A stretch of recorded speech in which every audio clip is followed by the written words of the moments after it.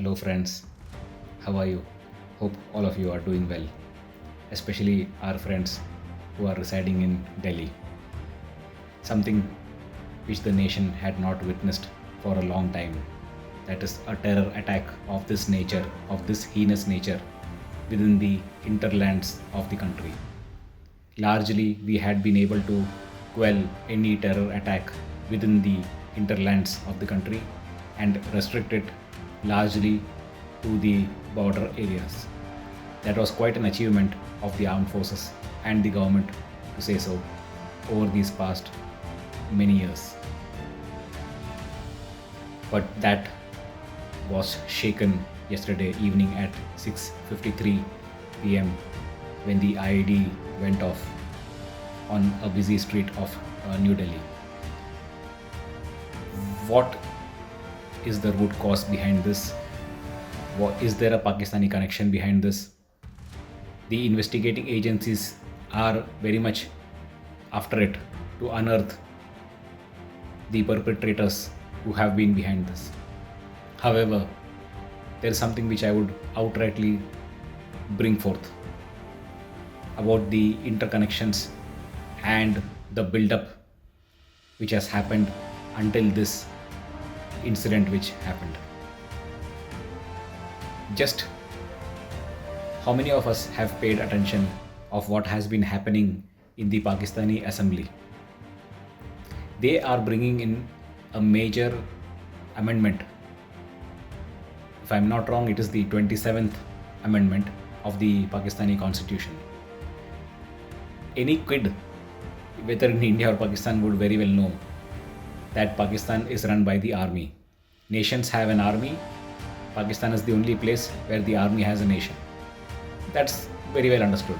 However, it gathers additional metal when it had the same thing happens with the constitutional approval. And that was the very intent with which the bill was tabled in the upper house of Pakistan. 64 votes is what they needed to have it passed, and that is what they got. Now, what was this bill all about?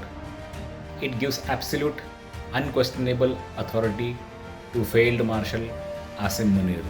Yeah, failed Marshal. We know what happened in Operation Sindhu, right? So just quite justifiably, we will call him failed Marshal and not field Marshal.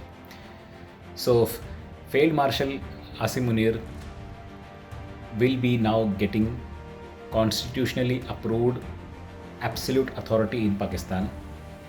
Shehbaz Sharif, the useful idiot in Pakistan, who happens to be their prime minister, he, for all good reasons, we know that he's just been a puppet, and he has got no capabilities of being a statesman, even if you compare with the likes of the previous Pakistani premiers.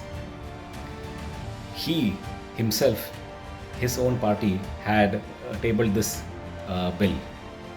So what happens is that Asim Munir gets unquestionable authority. The law cannot get hold of him. No cases could be filed against him. He will be above the law. There will be another parallel court which would adjudicate any matters of the army. Even the Supreme Court of Pakistan would be toothless in that situation. That this was the major key features of this particular bill that got approved in the upper house, but Imran Khan's party staged a walkout opposing it. And they also happened to mention, I appreciate their gumption in this, they mentioned that Asim Munir is a maniac, and we just cannot afford to give absolute power to such kind of a person.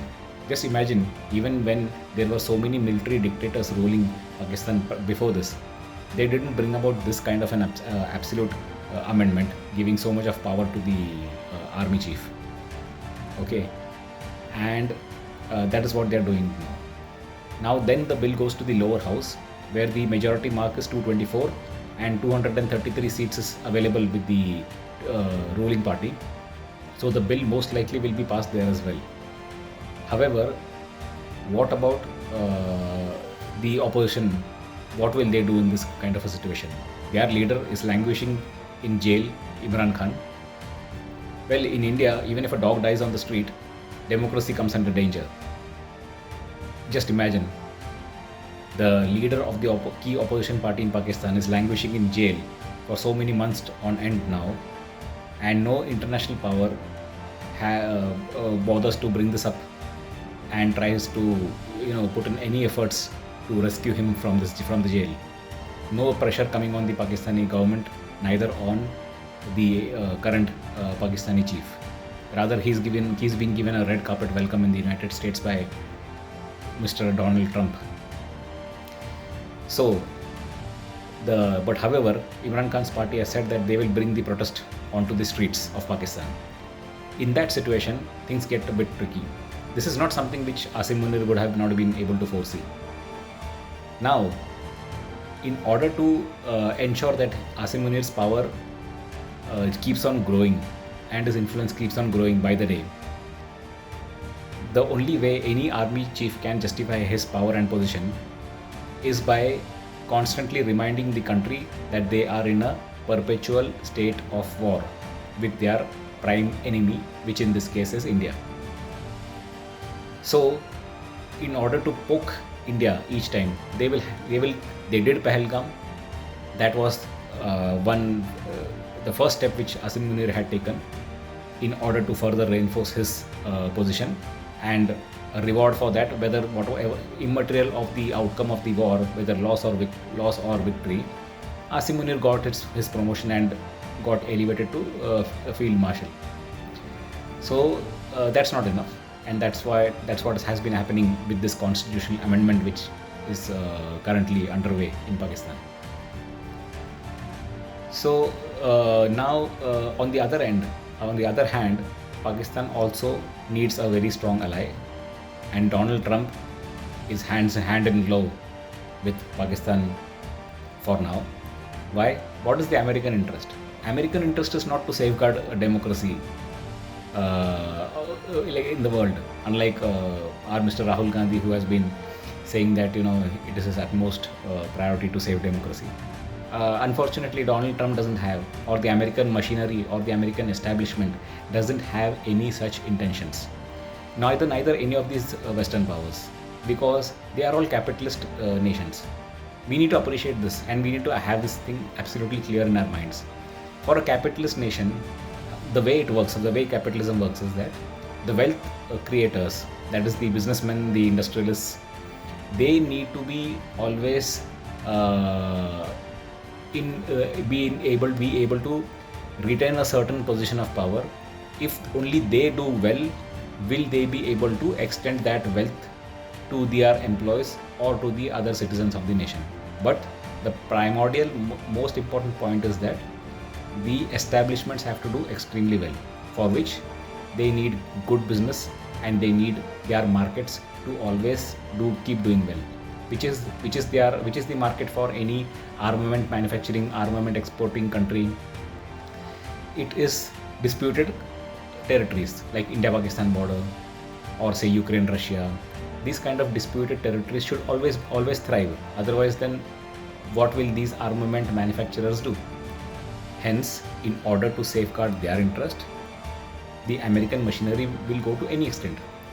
And Pakistan is a fitting case. It is actually a superb partner for them, because the people in power in Pakistan, whichever it be it the political establishment or the army, they don't give a damn about Pakistan. When will the Pakistani ordinary citizen ever realize this? They don't give a damn about Pakistan. Even if India nukes Pakistan completely, they won't really be bothered too much. They have their own set of self-interests. It almost is very much similar and in line with the American capitalist agenda of ensuring that those set of influential people, they should be able to maintain their positions forever at any cost. They don't care if 9 military bases or 11 military bases of theirs have gone up in flames.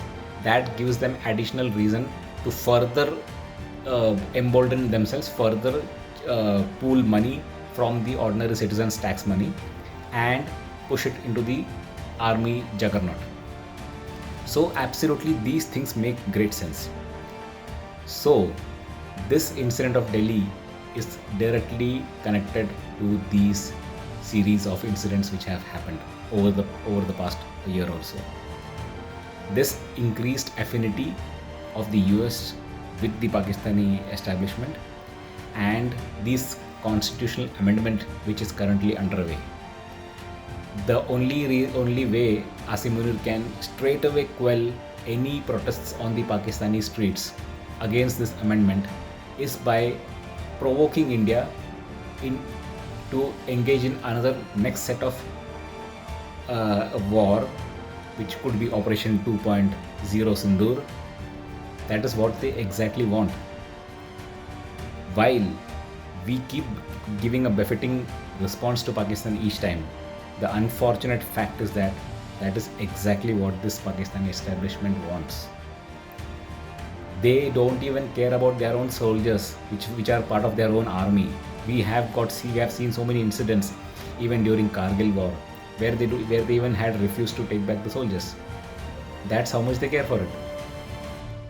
Don't be surprised. Very soon the investigators will bring in the direct connection between the Pakistani top army brass and the Delhi blast which happened on 10/11. Until then, let's wait. But these are the facts for now.